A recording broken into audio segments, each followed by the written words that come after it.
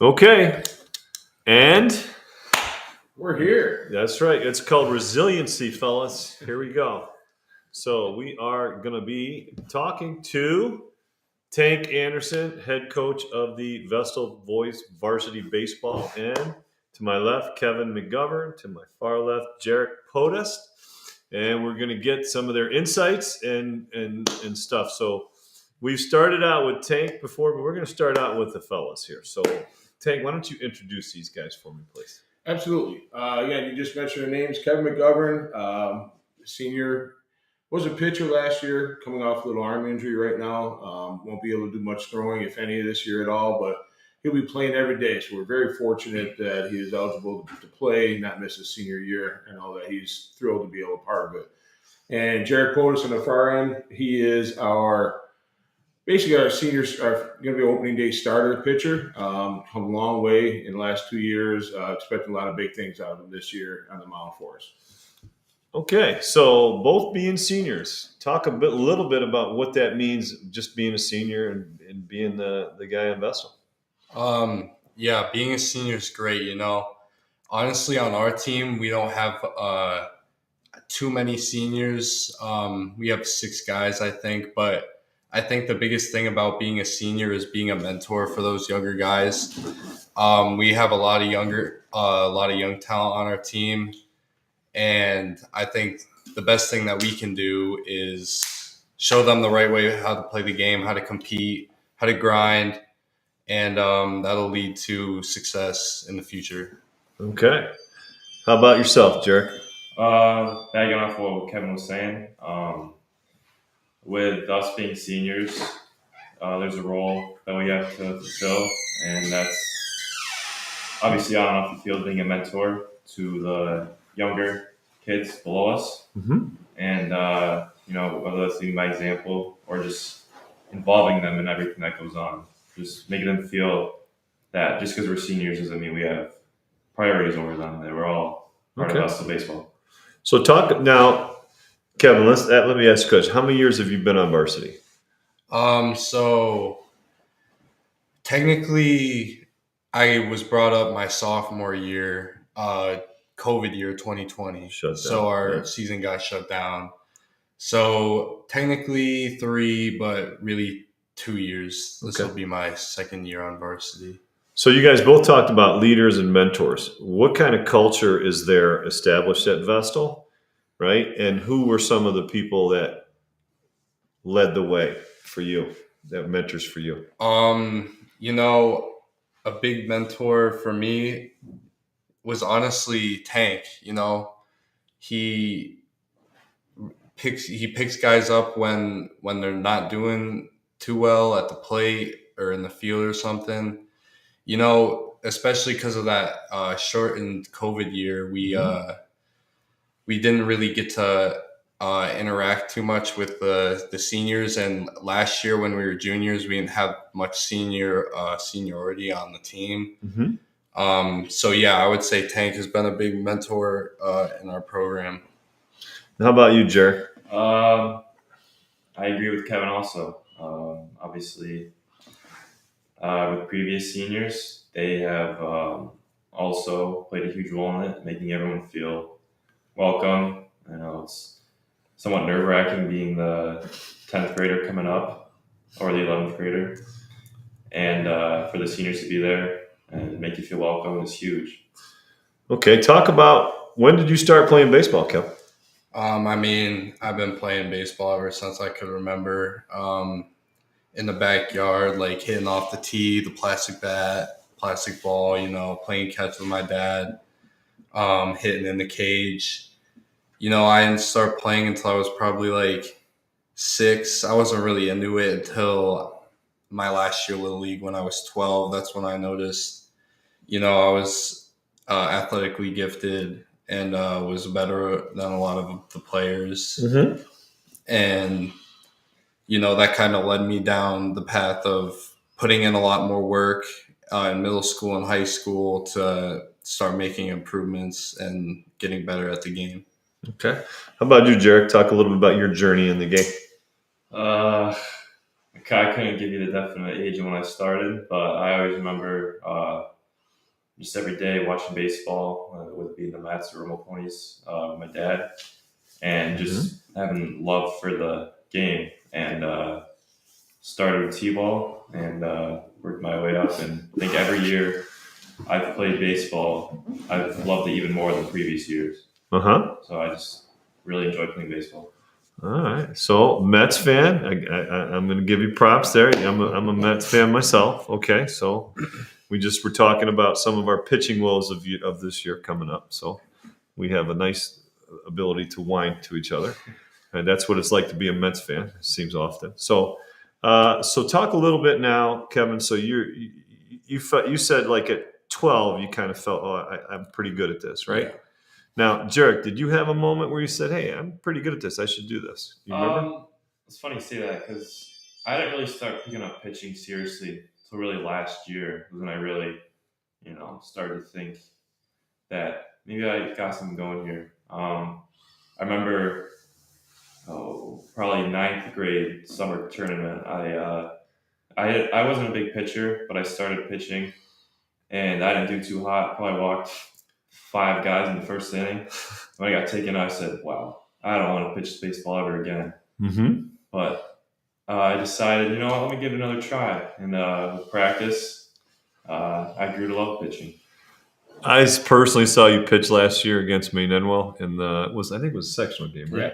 Yeah. Yep. And I texted your coach actually during the game, and I hopefully didn't read it during the game. But I did not. I said, this kid can throw it. I said he just could use a couple of things, and because I wasn't 6'6", but I was tall like yourself. I was 6'5", and I was a decent thrower of the ball. So I was like, I think I could give him a couple of tips. So talk a little bit now, because you mentioned it. You struggled, right? So that's the most important thing I think in baseball is the mental part. How did you deal with it? How did you get to the point where you got, okay, I wasn't successful, but that doesn't mean I'm bad. Like, how did you get over that part? I think it was just talking with different people and people who watch me or know me and getting their take on it. Because obviously, I only know so much. And to get outside view on it and just practice with them, telling me what I need to do. Because, like you said, the mental part of the game is really one of the main factors of how you're going to be successful or not. So just getting down the mental part of the game was huge. So you play other sports, right? You play basketball. Yeah, basketball. Kevin, you were playing football, football, yeah. right? So in baseball, if you fail 70% of the time, you're going to make millions of dollars in Major League Baseball, right? Yeah. So it's an unusual sport, right? So that's a little tricky. How have you faced? You faced some adversity because you just coming off an arm surgery. What were some of the things, Kevin, that you've had to face? I mean, so obviously, Tommy John is something you wouldn't wish on anyone. So right now I'm 9.5 months post surgery, and honestly, at first I thought it was going to be pretty easy. Like I really underestimated the process, but once you start getting in month 4, 5, 6, 7, when you start hitting those boring days of rehab where you're doing the same things every day and day out, it gets hard. There was probably a stretch of like 3 weeks where I had a mental breakdown every week because I didn't know if I was going to be the same again. Mm-hmm. But I'm finally starting to break out of that. Everything's starting to feel good again, and we're on the right path. That's really interesting. Talk a little bit more about that. Like, what were some of the things? I mean, obviously, you probably said, "I can't do this. I don't want to do this." But what were some of your breakthrough thoughts, and then where did some of your inspirations come from? I mean, so basically, my main thought through all this is just I gotta listen to my body. That's the main reason why it happened in the first place. I feel like I give 100% in everything that I do, and that sometimes hurts me at times because sometimes your body doesn't want to do that, and you shouldn't push yourself through that. So, but also there's been times where I wanted to give up, and I've told myself to keep going. You got to know when to keep going and when to stop. Mm-hmm. Those are basically the two thoughts that have made me kept me going. Right, and you rehabbed it, and where are you at now? You're not able to pitch, but are you able to play catch? I'm throwing bullpens again right now. Right. I'm fully cleared to play the field. Okay. And hopefully in another 3 months I will be game ready. But yeah, everything's felt great so far. So That's hopefully fantastic. I can keep it up. Good for you. All right, Jared, talk a little bit about some of your mental preparation. What are some of the things that you're doing going into this season to get yourself ready? I think mainly just focusing more and reminding myself that when something isn't going wrong on the mound, not to think about it too much, because the more I think about it, it's just snowball effect. More and more will come from it. So I think one thing I'm really trying to work on this year is the mental side of the game, keeping my head in the game all times. And if something goes up wrong, keep my head up and keep fighting. Okay. So are there other guys on the team that you guys lean on, or because the seniors, there's a lot on your shoulders, right? But there are other people that you guys have the ability to. I think Thomas Contrada, another senior on our team, great player, but he's also a great person. I think all three of us kind of lean on each other because we're kind of as seniors. Even though we're leaving this year, we were like our staple players coming up through the program. So we all kind of just lean on each other through the tough times. How about yourself, Jared? I agree with Kevin, and I think also our other two seniors, Jake Ponick and Ryan Cordy. I think we all, we've from 9th, 10th, 11th, 12th, all come up, played together, so we know each other well, and that's huge, obviously. So that's a huge part. So you're entering this season; it's your senior year, right? So there'll be times like when you play a game at UE, maybe the last time you play at UE, and I know that doesn't often sink in early, but talk about your preparation now going into the season. So in terms of expectations for the season, we're just gonna put it out there and see what happens. We're gonna lay our chips out. And we've worked hard. We've worked hard in the off season. I think everyone on the team has. And also we've been working hard in the weight room, getting after it. And I think that'll just bring us together as a team more in terms of chemistry. How about yourself, Jared? With the obviously before season, staying together is huge. And the workouts, going to that, and the prep before the first game, which is tomorrow. The 3-hour practices that go into it, which, nothing wrong with it. They're rare, but we needed them. Nothing wrong with it. Just being with everybody, and obviously we want to win, and we're going to do whatever it takes to be a successful baseball team. Jared, I told you I've seen you pitch. I think you can sling it. So, what are some of your personal things now? Okay, team, you want to do. What are some of the things that you want to accomplish and you want to try to make your aim for this season? Well, I think one of the main goals looking at it now is I would love to be the starting pitcher for the sectional game that would come up this year. So obviously that's a big goal of mine, and just anytime I take them out, give it 100% and make coaches and teammates proud.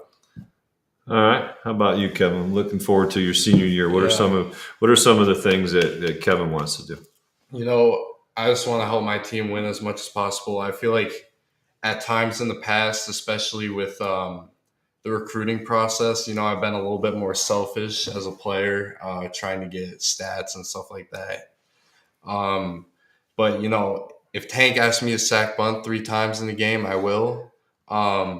If that's what it takes to win. But my main goals are to just get on base as much as possible, create as much chaos on the bases as possible, and score as many runs as possible. So you talk about plans. So what are your plans next year? So I'm currently signed to play at Herkimer College. a great junior college program. Absolutely. I think they're ranked number 10 in Division III JUCO. So let me ask you this: how did that process happen? Talk a little bit about, because the COVID year really hurt, right? And then last year you had the injury. So how did that go? My recruiting process was extremely interesting. So obviously COVID shut down a lot of recruiting, so I had to do a lot of legwork with reaching out to coaches. Mm-hmm. Division I was in a dead period. Those guys couldn't come out to see me. Mostly talking to 2s and 3s because they could come out and watch. But then last year, winter was when I first initially injured it. And a lot of those colleges that I was talking to, they kind of lost interest in me because of the injury. Mm-hmm. So it was really tough on me mentally. And, I'm extremely blessed that the coaches at Herkimer gave me the opportunity to come play for their program. You feeling you got a little something to prove this year? Yeah, I've always had a chip on my shoulder, but it's definitely bigger this year. Well, it's motivating, right? Yeah. That's what probably gets you through part of that rehab and everything else, right? Because in those moments, you'll go back and think, hey, I was grinding it out for 9 months just to be able to throw a ball. Yeah. It's pretty cool. So, Jarek, you have any plans after high school? Yeah, after high school, I'll be attending Elmira College, and I'll be a pitcher up there also on the team. I'm not going to talk to you about basketball? Nobody's got your ear about basketball? Huh? I mean, people have said stuff, but I'm more looking towards playing baseball. That Elmira basketball coach, you know that they know you're coming? We walked by the gym. Yeah, he may have saw me, but I made sure to walk away so I could get a good look at him. I'm just giving you a hard time. Okay. All right, so Jarek, let's have a little fun. Who's your Hollywood crush? Oh. I plead the fifth. No, I'm just kidding. Oh, come on. we have the audio working and the video working. You got to speak up. I don't know if I really have one, to be honest with you. No one really comes to my mind. Oh, man, politically correct. You know you're getting the same question, right, Kev? You had a couple seconds to think about it. I actually do plead the fifth. I don't think my girlfriend, who's probably watching this right now, would. He's learned at an early age. I don't think you get a pass. No. It's a crush. It doesn't mean you're going to date her. I don't get a pass ever. She always gives me a hard time. I was just going to say, it's like us, so it's a good answer. Can I ask you the same question? Is that off the table? You can ask me a question, sure. The Hollywood crush? Yeah. Oh, all right. Yeah, I'll probably have one. Somebody I enjoy. I would probably say I used to be Catherine Zeta-Jones. I used to thought she was beautiful. Tank, what about you? Oh my goodness. You said these guys were shy. I just didn't say they didn't talk much. I didn't realize they talked to each other. So now it's coming out. Yeah. Hollywood crush now or back in the day? Anything. Yeah, I would say back in the day. Yeah. Let's give it a throwback. Wow. Throwback time. I was always just kind of being a Billy Joel fan at the time too. I was a Chrissy Brinkley. Yeah, so I have to say, yeah, that might be the one. Uptown Girl. He wants his own Uptown Girl. You got that? Yeah. All right, so let's. I'm gonna come back and give you guys a couple more questions, but that's all right. Let's get to Tank, who we've tried 3 times, failed audio. So Tank and I go way back to Teener League, and even before that. Because speaking of Hollywood crushes, I know I had a crush on his neighbor, so that brought me into the neighborhood a lot. So talk a little bit, Tank, about growing up in your neighborhood and kind of what it was like and how you developed a love of sports. We had an open neighborhood and lived in West Endicott, down by the flood wall, as you're well aware. And our homes, it's like basically 3 homes right next to each other. It was all like one big house. It was just one big family. It was some good friends, a lot of kids to play with. And it was just a great opportunity to everything from hide and seek to playing games, in the backyard with the swimming pool. Everything just developed there in terms of just growing up. It was tremendous. As you're well aware, and that's probably where I first got the love of playing sports, is with the competition I had with my older brother But also when you were around and all his friends were around, and being the younger guy, I just wanted to fit in and be a part of that way with you guys as well. But it was just a great opportunity to experience, playing wiffle ball in the backyard, playing all different types of games, and just being outside and playing. And heavy ball, right? It was Well, we talked about that earlier. We used to have a game, and I tell this to these guys all the time, where we would dip a tennis ball into our swimming pool of water, and on the back wall of our house, we had a taped strike zone back there. Yep. All right, going through it, and we would just, kids would be throwing, and JT White had a tremendous curveball. Oh my goodness gracious, it was unbelievable that even with the heavy tennis ball. But it was like we had the square in there, so there was no argument. So hit any part of that square, we knew it was a strike. And then if you hit the ball off the wall and the swimming pool was a single, over the pool, double. If you hit it in the water, it was an out because you had to go in the water to get it. But we had to remember, over the flood wall behind it was a home run. We'd be climbing up the flood wall, and we had a supply of tennis balls. We played that almost every day during the summer. The competition, we had little leagues set up. It was amazing. So now I got to ask you again. You want to ask him where Tank comes from? Where's the name Tank come from? How did you get the name Tank? All right. Well, it's not an exciting story, but this is a true story. When I was 2 or 3 years old, maybe a little bit older, I was a wide kid. Shocking. I know my body size right now. And my mom and dad started calling me Tank, affectionately. And that name stuck. It just stayed with me all the way through. When I'm playing Little League Baseball, whenever I got my name, anything in a publication, whether it be the Tempo paper back in the day, the Dick Testa back in the day, the Valley News, whatever it was always John Tank Anderson. And eventually, the John and the quotation marks dropped, and it was just Tank Anderson all the way through. I mean, my grandparents at the time, my parents, family, everyone called me Tank. So I guess the neighborhood, everyone thought it was okay to do. And to this day, when I hear that, that's my name. It's not John. I mean, it is John's my name. I will answer to either or. It doesn't matter. But when people say Tank, it's like they might think the vehicle or something different. To me, it's like my birth name. I didn't know any other name growing up.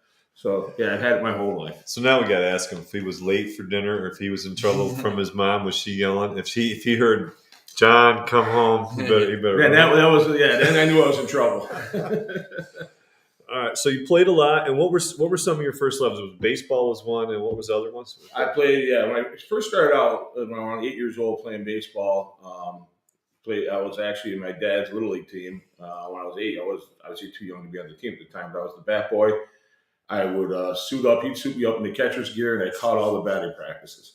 And I just had a love for the game. I mean, and that was my position. I was a catcher, and it stuck with me my entire life playing. Now, at the same time, I started playing hockey with my brother, all right, and I had a tough time skating initially. But when I picked up on that fine, but eventually they just put me in the goal. I was a goalie. So it was kind of weird when you look at it. I had these things fired at me my entire life. I mean, whether it be hockey pucks or baseballs or whatever, but I learned how they were so important to each other. You learn how to block a baseball catching. You learn how to, for goalie, just angles and different things. So they really complemented each other. But I had a love for hockey early on. Stopped playing hockey when I pretty much ended junior high school, and that's when I picked up football. I started playing football in 8th grade, and I played all the way through high school.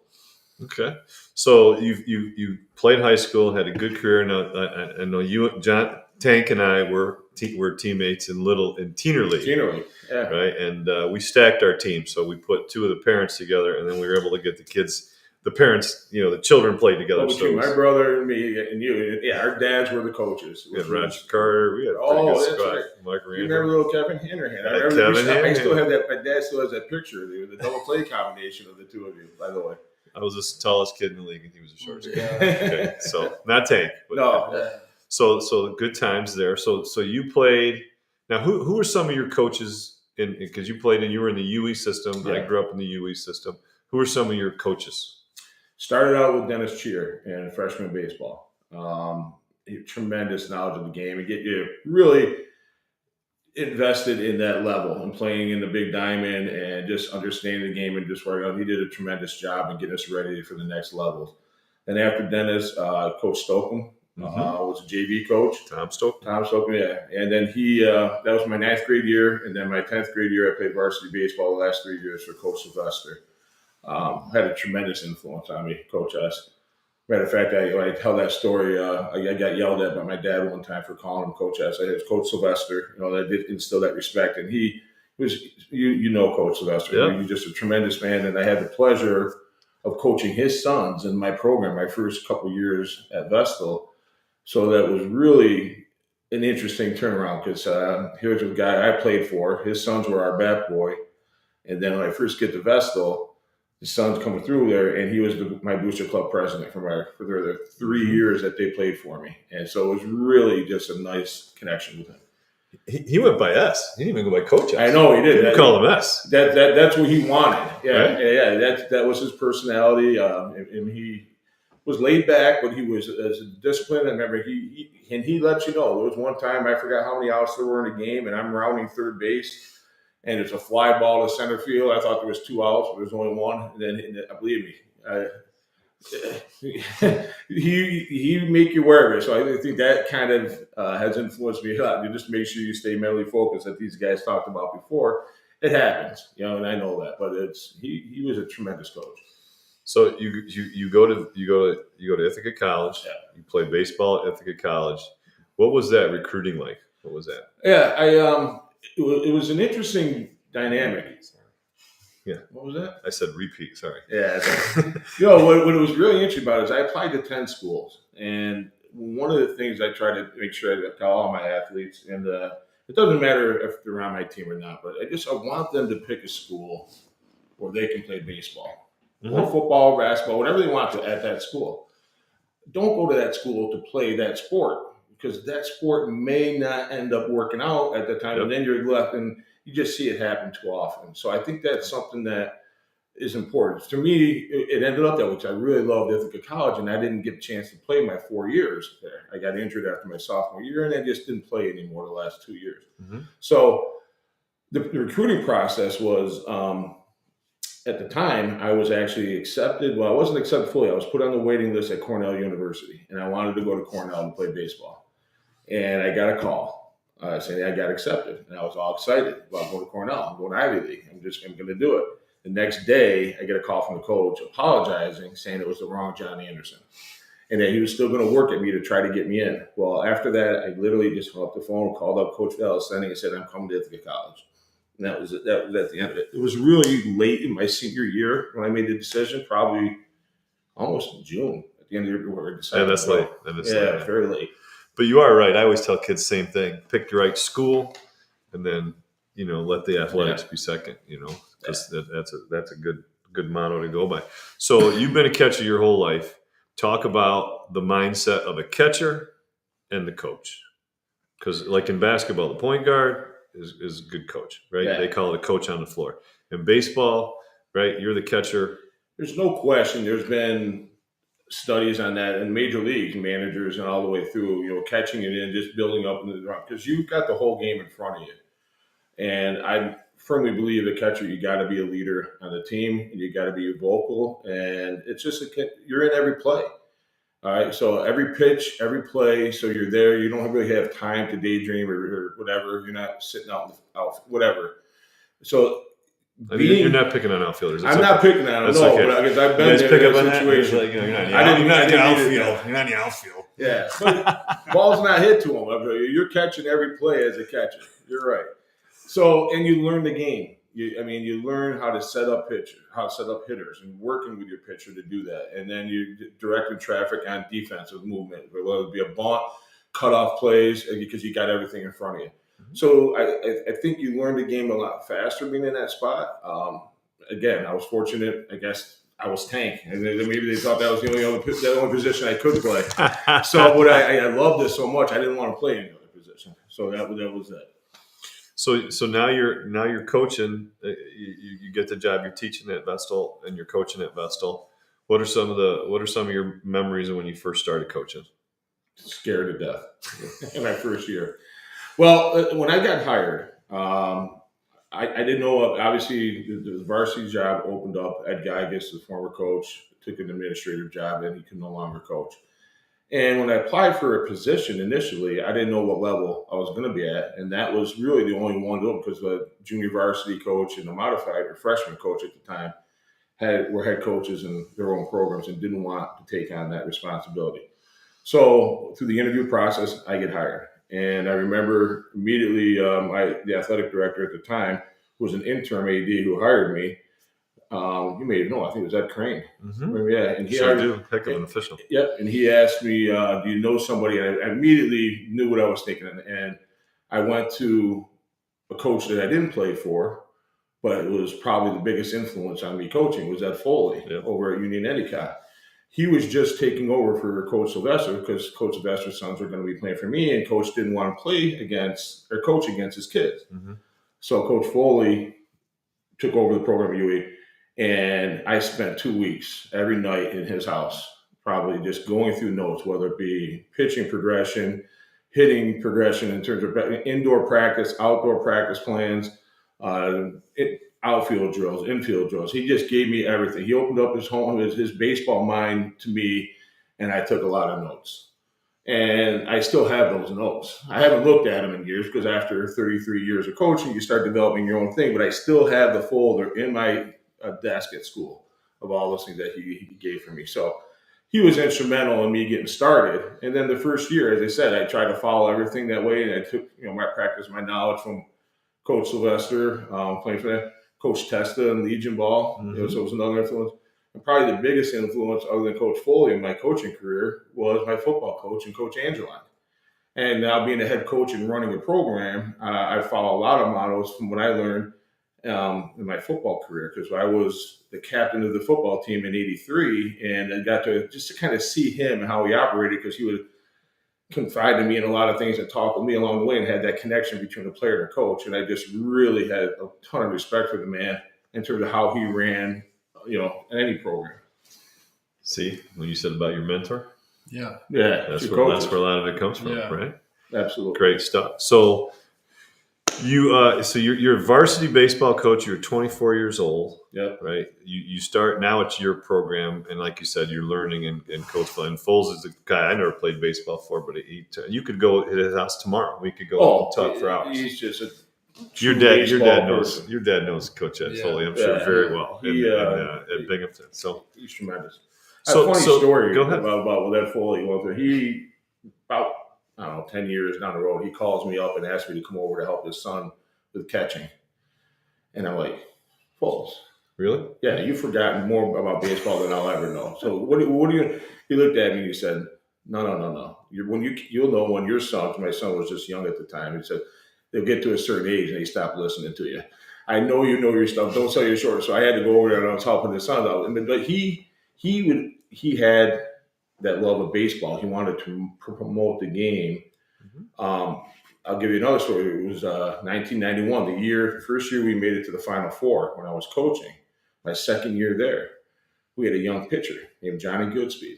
Mm-hmm. He spent probably, months all through the winter working with Coach Foley. He's my pitcher at Vestal.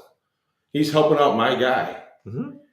That was huge to me. I wait a minute. Listen, we're going to compete on the field, but we're trying to promote the game of baseball in the community. And that Johnny that year ended up beating UE 3 times. I think they only lost maybe either 3 or 4 games. We beat them in the end of the season, the stack championship game and the sectional finals. And we got to the Final Four with him pitching. And he had a big influence on him to pitch in that way. And of course, that hurt him. That hurt Foles in the sense that we ended up winning with his guy. But later he just told me, he was just, hey, I'm here to promote the game, make the game better in our area. He's had such a huge impact on our area. Yeah. All right. So talk about what things that you want to make sure that, hey, these are things I want to make sure I teach my kids. I want to make part of Vestal baseball. Well, just to play the game the right way. These guys love the game. They know I have a passion for the game. Play the game the right way. Play the game the right way where I'm getting at it that way. Absolutely. And respect the game. That's the number one thing that I have but anytime I think if there's a lack of hustle or if you don't back up a baser the right way, or if you do, it's either you're not focused, you're selfish, you're just not respecting the game. These are the things that you have to do in your position to be there. So I am a little bit sometimes crazy on these guys just to make sure that they're doing everything that way. and they end up, I hope, developing the love of the game too and understanding why we're doing that. I feel in terms of Vestal Baseball, the identity I want is I want to be the best defensive team out there. We've talked about this earlier. I firmly believe the team that plays catch the best will be the best team out there. And if we can throw the ball and make the routine plays, then in high school ball, just minimizing those mistakes. We don't want to give an opponent extra outs in an inning because that's where the big innings happen. So if we can do that, if we can minimize those mistakes, we're going to be in every game. And so my biggest part of the coaching the game is focusing on defense first. Okay, so talk a little bit about just this coming season. What are some of your thoughts? Coming off of a COVID year where we're shut down, then last year we have a year that's obviously a shortened mini season, we'll call it, but we did get a season of games in. Last year was a little, and I spoke to these guys the first part of the season at the beginning of that, but I know I didn't do a good job coaching last year. So I really wanted to kind of put the emphasis back on where Vestal Baseball, where we feel we should be. And we should be competing every year for division and stack sectional titles. Firmly believe that. We have enough baseball players, good talented kids. We need to be able to do that. So this year going in, I know that's a mindset Kevin already alluded to. We got a good crew of young players. We got a good crew of veteran guys right here sitting with us, and other guys like Dave already mentioned their names, seniors that understand where I'm coming from last year to this year, I think, and they really are focused. We've had the best preseason practice-wise, and I'm not just saying it because these guys are here, but I've been doing this for 33 years. We had the best preseason practice-wise that I can say within the last 10 years easily. And I'm pretty excited. Whether that is going to equate to wins is yet to be seen. We'll find out tomorrow opening game to see where we're at. But I definitely want to be able to obviously improve as the year goes on. But I'm expecting an improvement, to say the least, from last year. Great. So let's go back to last season, right? Shortened season, but they did have a sectional final. What about this year now? Are you said great preseason. What would you like to see happen with these guys this year? I would like to see us right now. When you look at the competition in our league, everyone points to Maine Enwell and Union Endicott, and they're in our division, and they're in our class. Okay, so we know what we're up against, we have a firm belief. This is one of my things I haven't said in a while. It reminds me of our first state championship title run. In '96, the kids were always like, "Hey, who do we play next? Who do we play next?" That kind of thing. And I'm like, I don't care if the Yankees show up. All right, we're just going to play our game. We're going to play our game of baseball. We're going to do what we do, and let's see what happens out there. And that's kind of the mentality going into the year. I mean, we can't look at those opponents we have. Let's just improve, get better. I really feel we have enough talent on the team. If our pitching holds up and our guys start going through, that we can definitely compete for a sectional title this year. I'm not going to say we're the favorite. We're going in that way. I don't want to disrespect anybody that way, but I just think right now that going in, that's something, the goal that we go into every year where you just go, and then, hey, we'll see what happens. There's a little more parity this year. Oh, yeah. I mean, and then Double A is tremendous. I mean, Corning and Horseheads have got really strong teams. In our divisions, I said, Maine, UE, Johnson City's come up. I mean, even in the lower divisions. I mean, stacked baseball. Do you realize, I did this the other day. I don't remember the exact numbers, but just the history of baseball in Section 4, how good it is. It's incredible. Yeah, if you come out of Section 4, you're going to have a good shot at the states. Just the number of state champions that have come out of this area in all levels, Double A's all the way down to D. In Section 4 baseball is, to me, is the hot spot for baseball. Yep. Okay? I'm obviously biased. I'm here going through it. So am I. But there's no question. The talent level here in Section 4 is tremendous. Yeah. Great stuff. All right, guys, here's your chance. You can ask Coach anything you want. Oh, boy. Anything.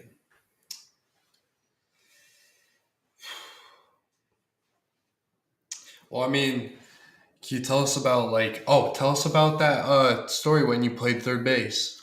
This is trial number 4 going on this way. Well, this is a coaching move that I haven't done. All right, so I'm going to come into it. But the guys, if there's anybody out watching that played on that team, they'll know we had a tremendous Legion baseball team. My junior year in high school, We get to the state championship game. And at the time, we're playing in Cooperstown, Doubleday Field, state championship game. And the game before, our starting shortstop, I was actually playing left field at the time, so I wasn't catching. I was playing left field the whole season because we had Chris Ogazali. You remember him? I sure He do. was a catcher at the time. So I was playing left field. He was a tremendous catcher. Tank had those wheels. That's Yeah. what Yeah, they put me in left field. So our starting shortstop at the time missed a sign during a game from Coach Testa, and you don't do that. And so they had a little argument in the dugout.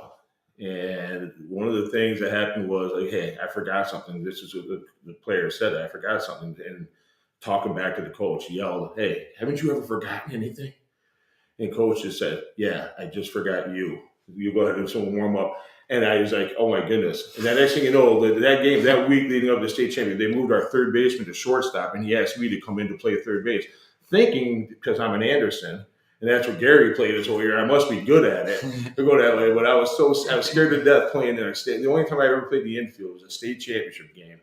And I'll never forget the very first play, ground ball to me. Talk about adversity and thinking. Ground ball to me. And we had a 6'5" Andy Neslick playing first base. There you go. Yeah. And I threw it over his head. It's like throwing it over POTUS's head. Yeah. So it was not a good throw. Yeah. So I think this is not good. The second play to me, Oh. and I kid you, second ground ball. I remember this game like it was yesterday. The second ground ball was hit to me. I throw it to Emil Saliga at second base. All right, Emil, I almost pulled him off the bat. We got the first out at second base, but we couldn't get the double play. Yeah. 9-inning game. Never had another ball hit to me again until the last out of the game. We're up 5-1, state championship game, 2 outs. I'm guarding the line. Guy hits a ground ball to me. I throw it. I wasn't going to throw it over his head this time, but this time I spiked it in the ground. I almost hit the pitcher. Carl Jones had to dive out of the way. Yeah. It was a one-hop throw, perfect one-hop throw to Neslick at first base, and we got the final out, and I just threw the glove in the air and jumped on the pile. We're state champs. So I had an issue with my arm throwing it. And I was so scared to throw. But I did play third base in that game. I played the ball with all those guys. Yeah. Third base, it takes a certain kind of crazy to play third base. Oh, hot corner. I mean, it was going. And Gary was. I'll play shortstop or second. I don't want to play the third base spot. But all right, your chance, Derek. Go ahead, girl coach. Ask him whatever you want. Ask him his prom date, whatever you want. Oh man. I don't want to be boring here, but I don't really know if I have a question for Coach. Really? I got one for you. These guys are good. young men. These guys are full of it. I'm going to tell you right now. All right, Tank. What's your favorite ice cream flavor? Oh. Ooh. See, that's going to take a couple minutes to think about it. Okay. Do you think I'm a lover of ice cream? Ask my wife. She's got it stocked at home for me that way. Right now, I'm actually partial to a chocolate peanut butter mix. It's kind of like chocolate ice cream with peanut butter? Yeah, with peanut butter kind of a flavor. Not the peanut butter cups like that. So I've been eating that. But anything from coffee ice cream, grew up with my dad as a big coffee ice cream. I love coffee ice cream. And I've been in a mint chocolate chip. I've been in a kind of a kick on that as well. But right now, it's the chocolate. And, all right. You get to ask these guys any question you want. Put us on the spot here. Any questions? I know. Well, they've ducked a bunch of them. So come on, he's full. He's definitely is. It's like, it's 2-2. He's struggling on the mound. Come on. All right. Should it be baseball oriented? Yeah, it could be whatever you want. I'm not good. So 2-2. What's your out pitch there, Pody? For 2-2. I don't know. What pitch are you going to throw? Depends on what I got the first 2 strikes on. Oh. I don't want to give away all my secrets now. I mean, I don't know who's watching this. Okay, here's the thing. It's 2-2 pitch. The guy's fouled off 4 pitches, and you've thrown everything in your arsenal. What are you going for your strikeout pitch? Probably going to go with curveball, low and wide. All right. I like it. I like that. Yeah. All right. Kevin can't pitch anymore, so I got to go through him right now. The baseball one right now, Kevin. Yeah. All right. Do you want the green light this year to steal second?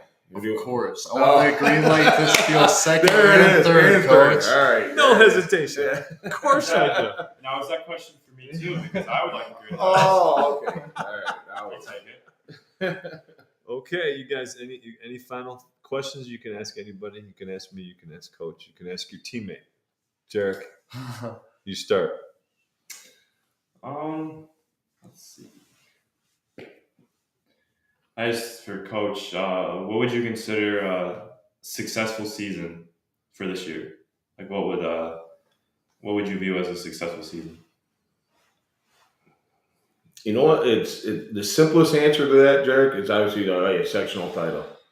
You know what I mean? Obviously that would, but I been doing this for so long and knowing where we were last year, I think we walk away with a winning record and you guys have a fun experience and you feel good that we've improved to the point where you're there.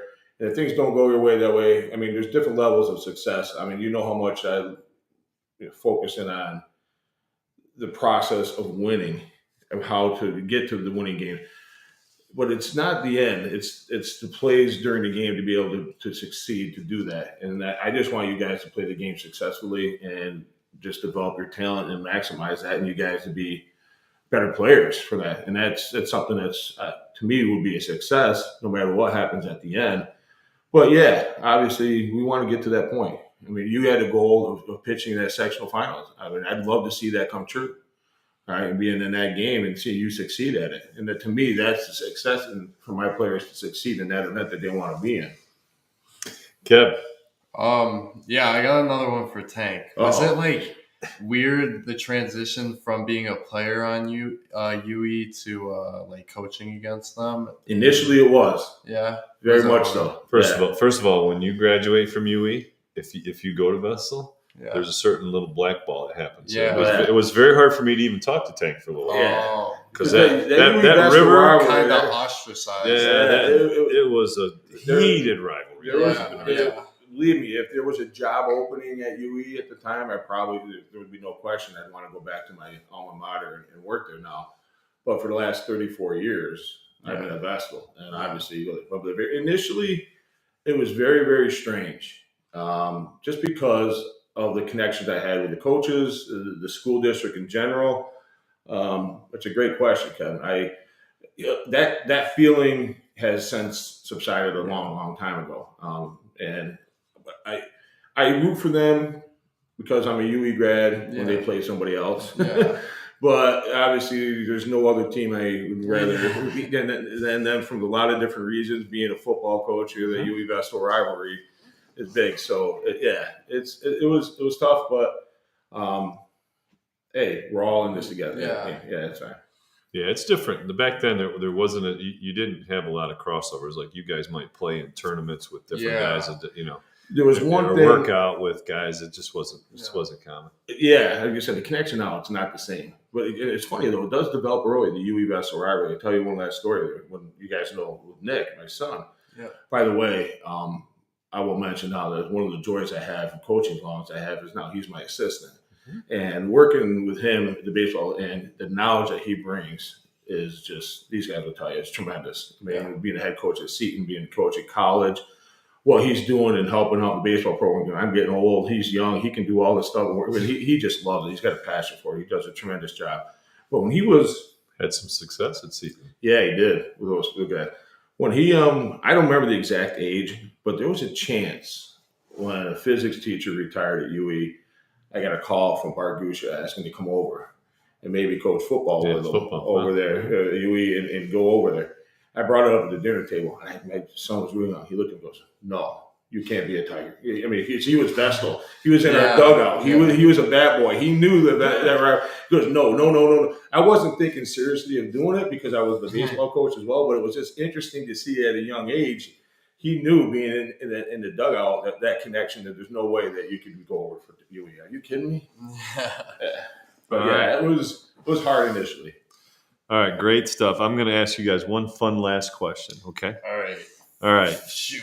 Your prom finishes on Saturday night. You get to go for a week's vacation anywhere, all expenses paid. Where would you go? Ooh. Yeah, you went first. Anywhere, all expenses paid. Put the pressure on you. I know. Wow. Let's see. I probably, you know what? A nice trip down to Florida would be nice. Okay. Anywhere specifically in Florida? I don't know. Actually, you know what? Can I change my answer? Yeah, I want to make it more. Yeah, that's okay. You're not going to get shot. It's okay. Go ahead. Let's go to Bahamas. All right. Are you reading my mind? No. All right. So you're getting a different question. You're getting because okay. you can't get the whole time to think about it. So Kevin, it's gotta be like on the spot. you have an hour on a park bench, Okay. and you could talk to anyone in history for an hour. Ooh. Who would you want to talk to? Ted Williams, easy. Man, that took about 1 second. Ted Williams. It took about 1 second. Yeah. Okay. Why Ted Williams? Well, I'm just gonna pick his brain about, honestly, I would say he's the best hitter ever. So Mhm. I would just want to know what made him so great. And if I had to choose a pitcher, I'd probably choose. Doesn't have to be a baseball player. I mean, I know. You can say with Abraham Lincoln if you want. You know what I mean? Yeah, but I'm not really into politics like that. I'd probably choose Maddox if I had to choose a pitcher. He's a great mind. Clutch. Yeah, he cracked that. All right, so we got as coach a fun question. You guys got a really good fun one? You want me to come up with one? I gotta cook one up real quick. Okay. No pressure.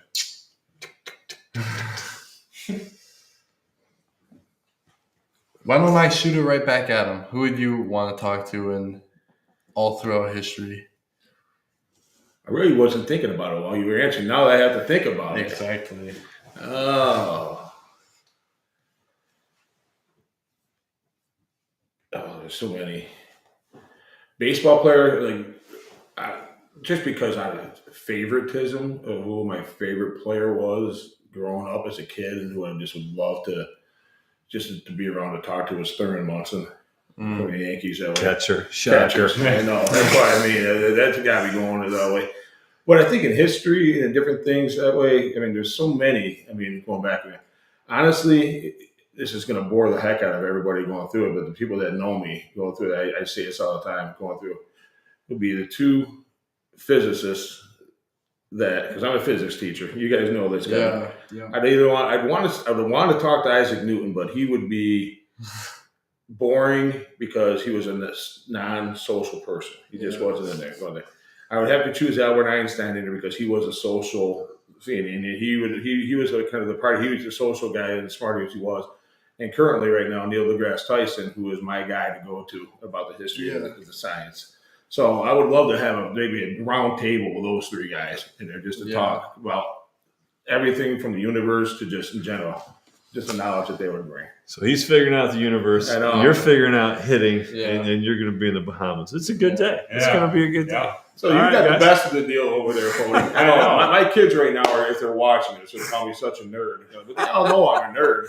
You had to answer that way. I know. All right. So, guys, thanks for putting up with every possible AV problem in the world.